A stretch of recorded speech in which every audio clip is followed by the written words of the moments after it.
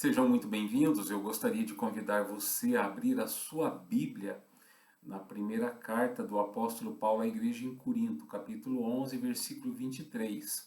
O tema da nossa lição hoje é a ceia do Senhor. Permaneça com a sua Bíblia aberta. Amém? Pois recebi do Senhor o que também lhes entreguei, que o Senhor Jesus, na noite em que foi traído, tomou o pão e, tendo dado graças, partiu e disse: Isto é o meu corpo, que é dado em favor de vocês. Faço isto em memória de mim. Da mesma forma, depois da ceia, ele tomou o cálice e disse: Este cálice é a nova aliança no meu sangue. Façam isto sempre que o beberem em memória de mim. Porque sempre que comerem deste pão e beberem deste cálice, vocês anunciam a morte do Senhor até que ele venha. Portanto, todo aquele que comer o pão e beber o cálice do Senhor indignamente, será culpado de pecar contra o corpo e o sangue do Senhor. Examine-se cada um a si mesmo, e então coma do pão e beba do cálice.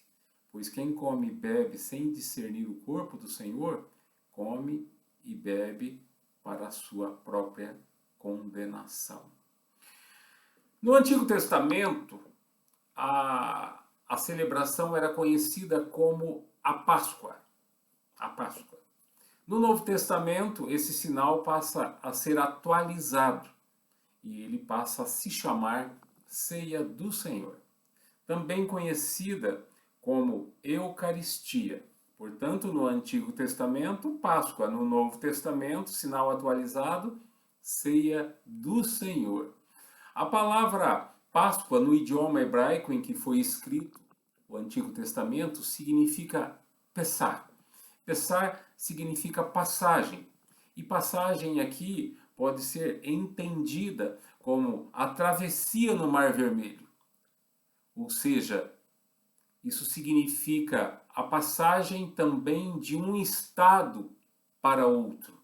Portanto, Páscoa significa a libertação da escravidão, a libertação de uma condição de escravos, agora para serem um povo liberto.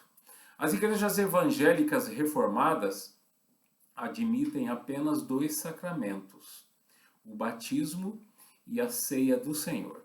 A ceia do Senhor, assim como o batismo, são um meio de graça. A Páscoa no Antigo Testamento aponta para Jesus, pois representava o sacrifício que haveria de vir. Porém, em Cristo, um sacrifício único, perfeito, de uma vez por todas, ou seja, suficiente. Vamos atualizar os sinais. No Antigo Testamento, a circuncisão era o batismo. A circuncisão era um sacrifício.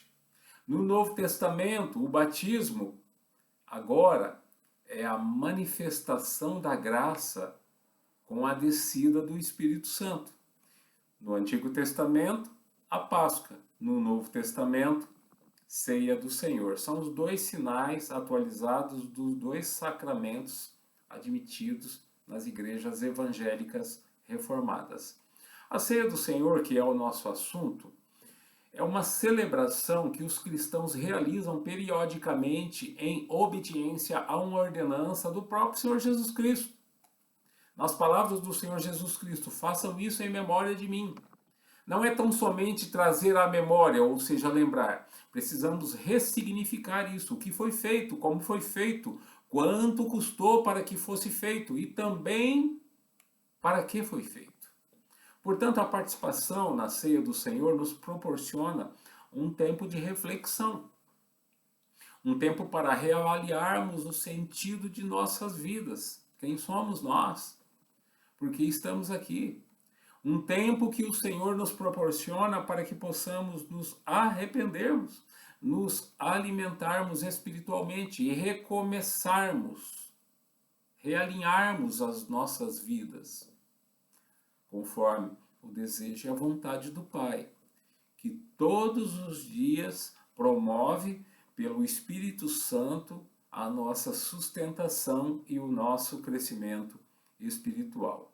Portanto, como vimos no Novo Testamento, a Páscoa passa a ser a ceia do Senhor. Esse é o sinal atualizado, ou seja, o sacramento instituído pelo próprio Senhor Jesus Cristo, que é a ceia do Senhor.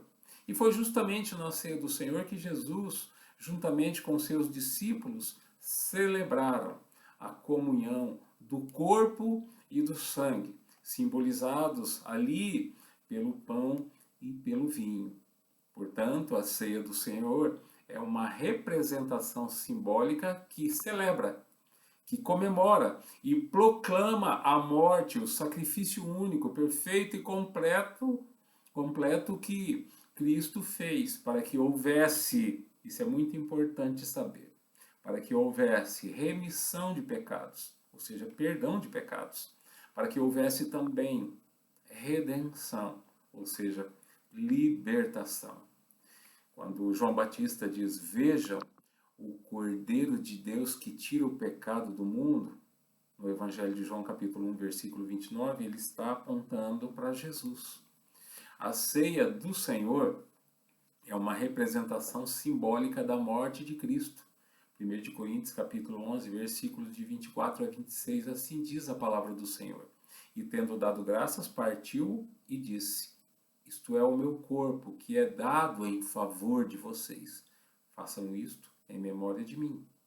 Da mesma forma, depois da ceia, ele tomou o cálice e disse: "Este cálice é a nova aliança no meu sangue. Façam isto sempre que o beberem em memória de mim." E no verso 26, porque sempre que vocês comerem deste pão e beberem deste cálice, vocês anunciam a morte do Senhor até que ele venha. Quando devemos celebrar a ceia do Senhor? Pergunta. As igrejas reformadas celebram uma vez por mês, em média. A ceia do Senhor é um símbolo da união espiritual dos cristãos. 1 Coríntios, capítulo 10, versículo 17, assim diz a palavra do Senhor: "Por haver um único pão, nós que somos muitos, somos um só corpo, pois todos participamos de um único pão." Pão aqui é uma analogia, uma metáfora, uma comparação para com o Senhor Jesus Cristo, que é o pão da vida. 1 Coríntios capítulo 12, versículo 13. "Pois em um só corpo todos nós fomos batizados, em um único Espírito, quer judeus, quer gregos, quer escravos, quer livres, e a todos nós foi dado de beber de um único Espírito." Portanto, a correta motivação na participação da ceia do Senhor estabelece um vínculo de pertencimento. Pertencemos à família da fé, pertencemos à família cristã, pertencemos ao corpo de Cristo. A ceia do Senhor também nos orienta, ou seja, tem função de nos admoestar, nos educar, nos corrigir. O apóstolo Paulo nos orienta, 1 Coríntios capítulo 11, versículos 28 e 29. "Examine-se cada um a si mesmo, e então coma do pão e beba do cálice. Pois quem come e bebe sem discernir o corpo do Senhor, come e bebe para a sua própria condenação." Estamos falando aqui sobre coerência na forma como vivemos. Estamos falando aqui sobre a necessidade de colocarmos nossa casa em ordem. E casa aqui é uma referência para as nossas vidas. Fazer um balanço, dar uma geral, fazer uma faxina. Ou seja, nos arrependermos. Levarmos Deus a sério. Isto é, honrar a Deus com as nossas vidas. Isso é culto, porque culto é vida. E assim sendo, sermos restabelecidos à comunhão, pois fomos justificados pelo Senhor Jesus Cristo, na sua morte, na sua ressurreição. Portanto, agora temos paz com Deus em Cristo. Mas, porém, aqueles que participam sem discernir o corpo, ou seja, com corações e mente ainda não arrependidos, comem e bebem juízo para si, ou seja, a mão de Deus pesa. Precisamos entender que a ceia do Senhor ela alimenta, ela nutre espiritualmente os cristãos e também nos chama à responsabilidade, à necessidade do crescimento espiritual. Essa é a nossa parte no processo de santificação em que nós fomos inseridos. A ceia do Senhor promove a comunhão com o Pai, a ceia do Senhor promove a comunhão com o Filho, a ceia do Senhor promove a comunhão com o Espírito Santo. A ceia do Senhor promove a comunhão com os irmãos, com as irmãs. Isso se chama unidade na igreja. Algumas perguntas e questionamentos que fazemos. Quais são os elementos da ceia? Resposta: o pão e o vinho. Hoje nós mudamos algumas coisas. Então, nós colocamos o pão, tá, e o suco, que representa o vinho. Haja visto alguns cuidados que precisamos tomar. O que o pão e o vinho simbolizam? O pão simboliza o corpo, o vinho simboliza o sangue de Jesus. Corpo, nas palavras de Jesus, é o corpo que é dado ou que foi dado por vós. O sacrifício único, perfeito, a justiça de Deus cumprida em Jesus Cristo. A justiça de Deus estabelecida em Jesus Cristo. O cálice, nas palavras de Jesus, este cálice é a nova aliança no meu sangue, a aliança do amor, a aliança da graça, desse favor imerecido de Deus, essa graça que nos alcançou em Cristo. Há 4 interpretações em relação ao significado dos elementos que compõem a ceia do Senhor. Interpretações que tentam explicar a presença de Jesus Cristo na ceia. A primeira interpretação chama-se transubstanciação. Significa que a substância do pão e do vinho é miraculosamente transformada em corpo e sangue de Cristo. O pão e o vinho não são mais pão e vinho, embora pareçam ser. O pão se torna carne e o vinho se torna sangue, mediante a oração feita pelo sacerdote, no caso aqui o padre, na ministração da Eucaristia, também chamada de ceia do Senhor. O participante, nesse caso aqui, ele não pode mastigar a hóstia, porque ela é o corpo de Cristo. Essa posição entende que a Eucaristia, ou seja, a ceia do Senhor, é um sacramento, mas também é um sacrifício. Como sacramento alimenta a alma, como sacrifício, Cristo é novamente oferecido para a expiação de pecados, repetindo assim a sua obra já consumada na cruz. Atenção, muita atenção aqui. A ceia do Senhor não acrescenta nada à obra expiatória de Cristo. A ceia do Senhor é uma refeição pactual que celebra a obra da expiação de Cristo. Também é um meio de fortalecimento de nossa fé, enquanto olhamos para Ele. A ceia do Senhor é um saborear anterior do banquete futuro. Essa doutrina da transubstanciação é utilizada atualmente, principalmente na Igreja Católica. Nós temos também uma outra posição, interpretação, que se chama consubstanciação. Os luteranos rejeitaram a transubstanciação, que foi a primeira posição, e adotaram a consubstanciação. Para os luteranos, a consubstanciação, eles entendem que o pão continua sendo pão e o vinho continua sendo vinho. Para Lutero, no sacramento da ceia, havia a presença física de Cristo na comunhão. Porém, os elementos não se alteravam. Lutero entendia dessa forma. Ele é o precursor da Igreja Luterana, o precursor dessa interpretação da consubstanciação.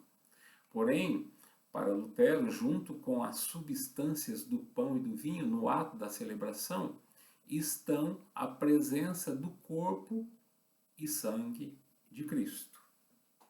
Uma outra interpretação que nós temos é a interpretação de um reformador conhecido como Zwinglio. Ele entendia que a celebração, os elementos da ceia do Senhor, essa celebração era tão somente um memorial Para Zwinglio, tá, que rejeitou a doutrina da transubstanciação e da consubstanciação, a ceia do Senhor era apenas um memorial da morte de Cristo, pelo que Cristo fez pelos pecados, ou seja, um ato de reafirmação da fé do participante. Essa doutrina chama-se memorial, doutrina adotada por várias igrejas evangélicas. Porém, o problema aqui é que não é tão somente um memorial, mas sim, conforme o apóstolo Paulo nos orienta em 1 Coríntios capítulo 11, versículo 27, onde diz: portanto, todo aquele que comer o pão ou beber o cálice do Senhor indignamente será culpado de pecar contra o corpo e o sangue do Senhor. Assim sendo, torna-se necessário nos arrependermos, pois o arrependimento promove o autoexame, em função do discernimento que o Espírito Santo nos concede. 1 Coríntios capítulo 11, versículos 28 e 29, assim diz: examine-se cada um a si mesmo, e então coma do pão e beba do cálice. Pois quem come e bebe sem discernir o corpo do Senhor, come e bebe para a sua própria condenação. Presença simbólica e espiritual de Cristo nessa doutrina como conhecida por memorial. Já os reformados, os cristãos oriundos da Reforma, nós entendemos na ótica e entendimento do reformador João Calvino, que na ceia do Senhor há a presença do Senhor Jesus Cristo na pessoa do Espírito Santo. Para o teólogo, escritor e pastor João Calvino, o pão e o vinho não se transformam, como informa a transubstanciação. A substância do corpo e do sangue de Jesus não se soma à substância do pão e do vinho, como interpreta a doutrina da consubstanciação. E também a ceia do Senhor não é um simples memorial, como compreendia Zwinglio. Para João Calvino, Jesus Cristo está presente espiritual no pão e no vinho, na pessoa do Espírito Santo. A presença de Jesus Cristo em espírito em meio a nós é tão real como o pão e o vinho, representado aqui pelo suco, o são. Pois essa presença do Senhor promove comunhão e alimenta espiritualmente os participantes na pessoa do Espírito Santo. Então, ao participar do pão e do vinho, ou seja, a ceia do Senhor, o cristão participa espiritualmente do corpo e do sangue de Jesus Cristo. Essa interpretação, ela parece nos aproximar mais do sentido das palavras de Jesus quando ministrou a ceia. Conforme o apóstolo Paulo registrou, 1 Coríntios capítulo 11, versículos 24 a 26, assim diz a palavra do Senhor: e tendo dado graças, partiu o pão e disse: isto é o meu corpo, que é dado em favor de vocês. Façam isto em memória de mim. Da mesma forma, depois da ceia, ele tomou o cálice e disse: este cálice é a nova aliança no meu sangue. Façam isto sempre que o beberem em memória de mim. Porque sempre que comerem deste pão e beberem deste cálice, vocês anunciam a morte do Senhor até que ele venha. Portanto, quando nós participamos da ceia do Senhor, nós cremos na presença espiritual do Senhor Jesus Cristo na pessoa do Espírito Santo em meio a nós. Amém?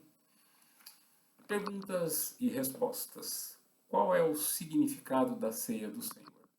Resposta: a morte e a ressurreição do Senhor Jesus Cristo. Quais são os propósitos, as finalidades na ministração da ceia do Senhor?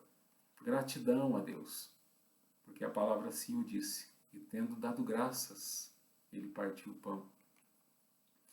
Observação: O momento da ceia não deve ser um momento triste, mas sim um momento alegre, pois é uma celebração da vitória, uma festa de gratidão. Jesus venceu a morte. Ação de graças pelo que já foi feito por nós em Cristo Jesus. Mas também em memória a Jesus Cristo, porque ele disse: fazer isto em memória de mim. Nós precisamos ressignificar o que foi feito, como foi feito, por que foi feito, quanto custou, para que foi feito.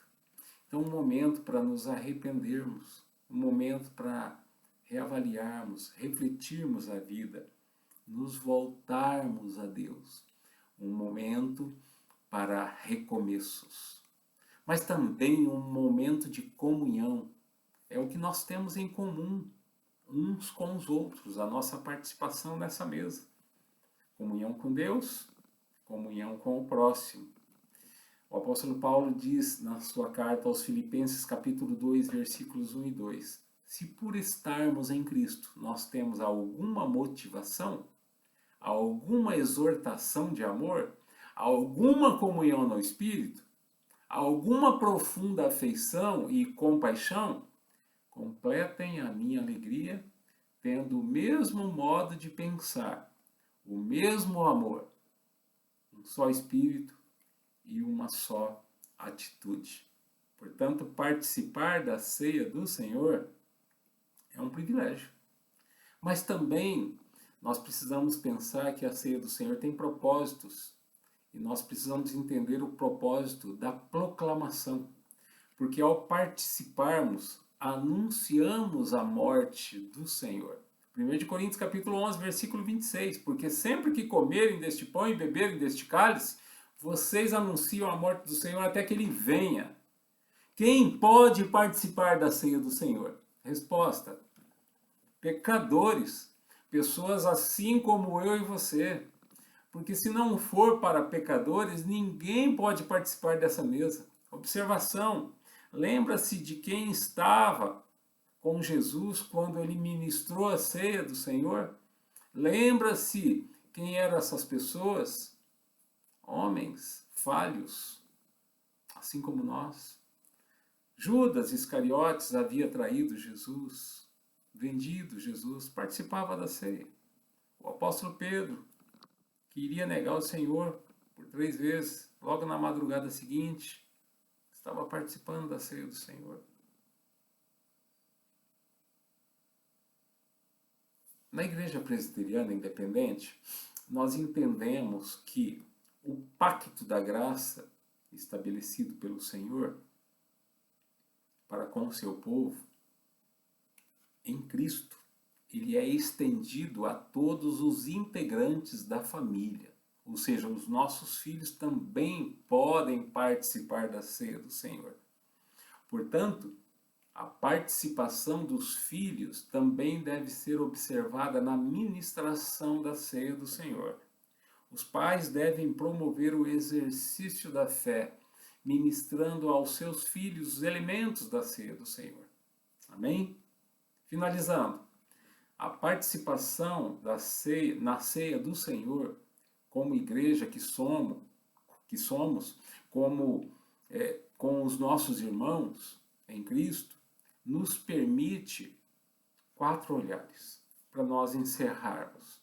Primeiro, olhar para Jesus, olhar para a sua cruz e externarmos gratidão, alegria, pois Jesus venceu a morte, ressuscitou, vivo está. Glória a Deus por isso. Segundo, nós precisamos olhar para dentro, isto é, um autoexame, uma reflexão, uma reavaliação. Todas as vezes somos convidados a esse autoexame. 3, olhar para os lados, para os irmãos e irmãs em Cristo, que participam na igreja, com afeto, com ternura, com amor fraternal. 4, olhar para frente, com esperança, aguardando o retorno de nosso Senhor e Salvador, o Senhor Jesus Cristo. Glória a Deus por isso. Amém. Deus abençoe.